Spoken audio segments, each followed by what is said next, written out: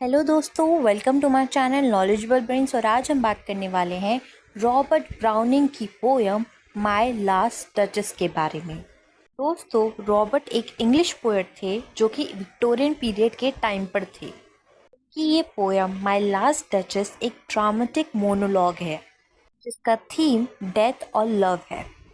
इस पोयम को जो उसका स्पीकर है वो है ड्यूक ऑफ फेडरर, जिसकी वाइफ बहुत ही रहस्यमय तरीके से मर गई होती है।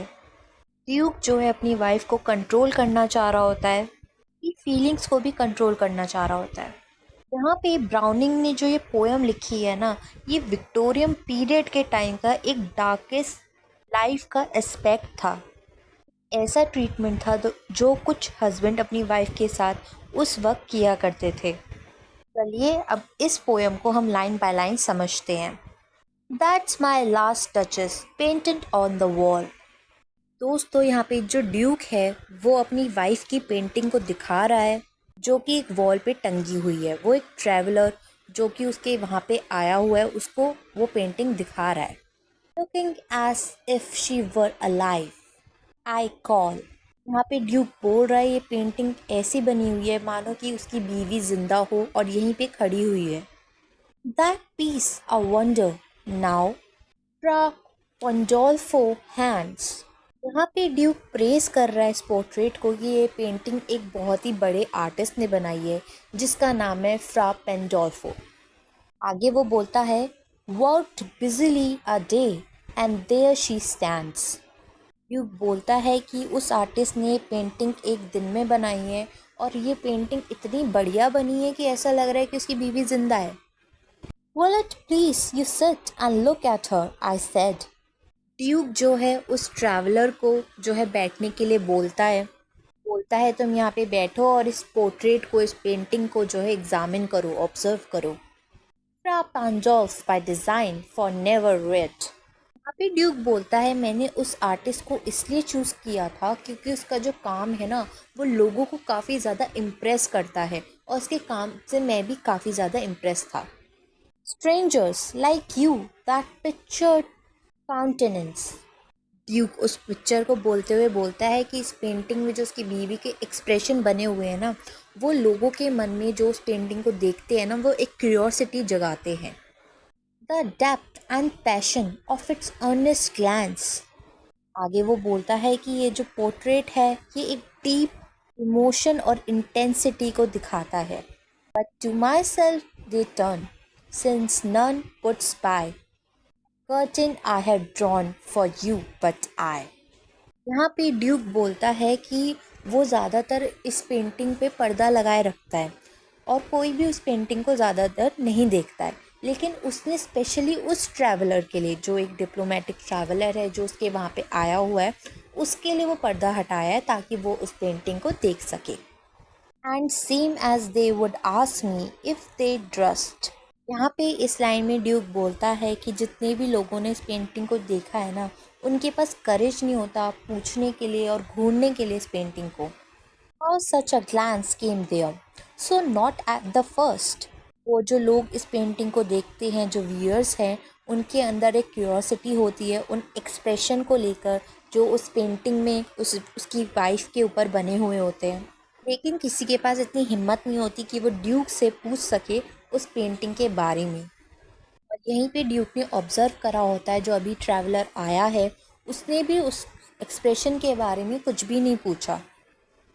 Are you to turn and ask this sir toss not, her husband's presence only call that spot. इस लाइन में ड्यूक जो है उस ट्रैवलर को बोलता है कि ये जो डचेस की स्माइल है ना इस पेंटिंग में, ये उसके पति यानी मेरी वजह से नहीं है। Of Joy into the duchess cheek perhaps. यहाँ पे ड्यूक बोलता है कि ये जो इसकी स्माइल है ये काफ़ी दूसरी वजहों की वजह से है। प्राउड पैंडलॉफ चांस टू से हर मेंटल लैप्स। यहाँ पे ड्यूक बोलता है ये जो स्माइल है ना ये उसकी वाइफ के चेहरे पे क्यों है। दोस्तों, तब की पेंटिंग कैसे बनती थी, वो आदमी मतलब वो इंसान खड़ा रहे उसके सामने तभी आर्टिस्ट ड्रॉ कर पाता था। तो ड्यूक यहाँ पे बोल रहा है कि जो उसकी बीवी की जब पेंटिंग बन रही थी ना, जो आर्टिस्ट था पेंडलॉफ जो था, उसने जो उसकी क्लोथिंग देखी होगी, क्लोथिंग पे जो कमेंट किया होगा ना उसकी बीवी के, इसकी वजह से उसके चेहरे पे स्माइल आई है डचेस के, मेरी वजह से नहीं आई, वो तो आर्टिस्ट को इम्प्रेस कर रही थी। Over my ladies wrist too much और पेंट, इस लाइन में ड्यूक बोलता है कि जो उसकी वाइफ है डचेस, आर्टिस्ट ने उसके हिडन अपीयरेंस को भी इस पेंटिंग में दिखाया है। Must never hope to reproduce the faint, artist को मुश्किल रही होगी डचेस के एक्सप्रेशन को बनाने में। Half flush that dies along her throat, such stuff। यहाँ पे ड्यूक बोल रहा है जब डचेस की पेंटिंग बन रही होगी तो आर्टिस्ट को काफ़ी मुश्किल रही होगी डचेस का थ्रॉट बनाने में, उसका गला बनाने में, वो एक चैलेंजिंग पार्ट था। What's courtesy, she thought and cost enough। यहाँ पे ड्यूक बोलता है कि डचेस को अपने कॉम्प्लीमेंट सुनना काफ़ी ज़्यादा पसंद था, उससे वो खुश होती थी। For calling up the spot of joy she had, वो लोगों के जो कमेंट है वो काफ़ी खुशी के साथ दिया करती थी। A heart, how shall I say, too soon made glad। यहाँ पे ड्यूक बोलता है कि आसानी से कोई भी इंसान उसे खुश कर सकता था। Too easily impressed, she liked whatever। Duchess जो है कोई भी चीज़ देख के इम्प्रेस हो जाती थी और खुश हो जाती थी। She looked on and her looks went everywhere। उसका जो अटेंशन था और जो उसका एडमिरेशन था, तब कोई भी उसे देख के ना लट्टू हो जाता था। उसकी चर्चा सब जगह फैली हुई थी। Sir toss all one, my favor at her breast। Duchess के लिए हर चीज़ बिल्कुल सेम वैल्यू की थी, चाहे कोई उसे गिफ्ट दे दे तब भी वो खुश, नहीं दे तो भी खुश। उसे मतलब कोई उसकी फीलिंग्स जो थी उसमें कोई बदलाव नहीं होता था, वो हमेशा खुश होती थी, हर चीज़ से खुश हो जाती थी वो तो। The dropping of the daylight in the west, एक मामूली से सनसेट से भी वो खुश हो जाया करती थी। द पॉज ऑफ चारी सम ऑफिशियस फूल, कोई भी इंसान अगर उसे चेरीज जो होती हैं वो भी तोड़ के दे देगा ना तो भी वो खुश हो जाया करती थी। Broke in the orchid for her the white moon, या फिर कोई वाइट फ्लावर कोई उसे तोड़ के दे दे तो भी वो खुश हो जाया करती थी। Would draw from her a like the approving speech, वो हर चीज़ को देख के किसी से भी बात जब करती थी तो पॉजिटिवली रिप्लाई करती थी। और blush, at least she thanked men, good but thanked। जब कोई भी उसके लिए कुछ करता था तो वो हमेशा थैंक्स ज़रूर बोलती थी उस इंसान को। Somehow I know, not how, as if she ranked। यहाँ पे ड्यूक बोल रहा है जैसे वो लोगों को शुक्रिया करा करती थी ना, वो ड्यूक को काफ़ी ज़्यादा इनअप्रोप्रिएट लगता था, उसे वो गलत लगता था। My gift of a 900 years old name, यहाँ पे ड्यूक बोल रहा है कि मैंने भी उसे एक तोहफ़ा दिया था, तोहफ़ा जो कि प्रेस्टिजियस था ड्यूक की फैमिली के लिए, जो कि 900 साल पुराना था। लेकिन जो डचेस थी उसने उस वैल्यूएबल प्रेस्टिजियस तोहफ़े को बाकी लोगों के तोहफ़े की तरह रख दिया, उसके लिए कोई वैल्यू नहीं थी उसकी भी।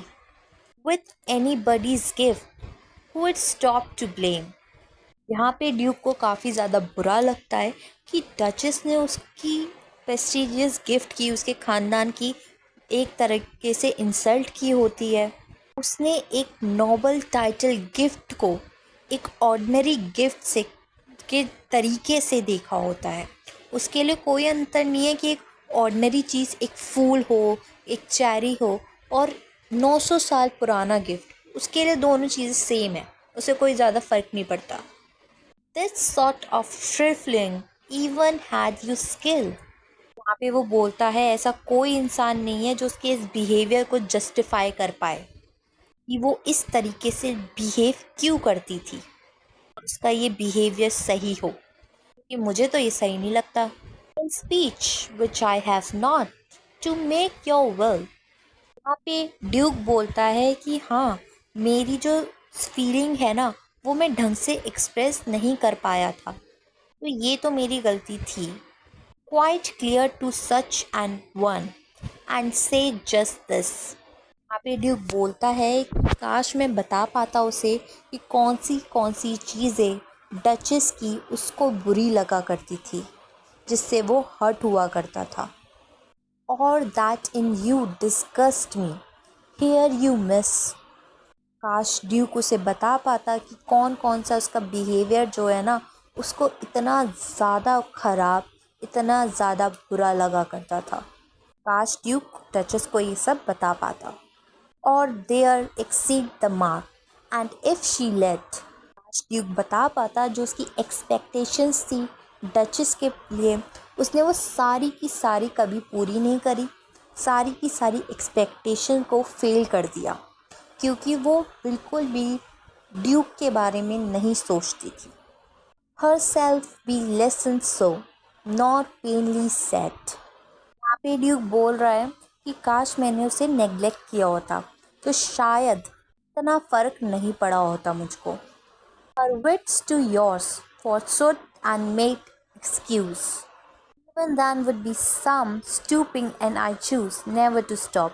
Oh, sir, she smiled, no doubt, whenever I passed her. यहाँ पे ड्यूक बोल रहा है कि जब भी मैं उसके पास से गुजरा करता था तो वो हमेशा स्माइल करा कर देती थी।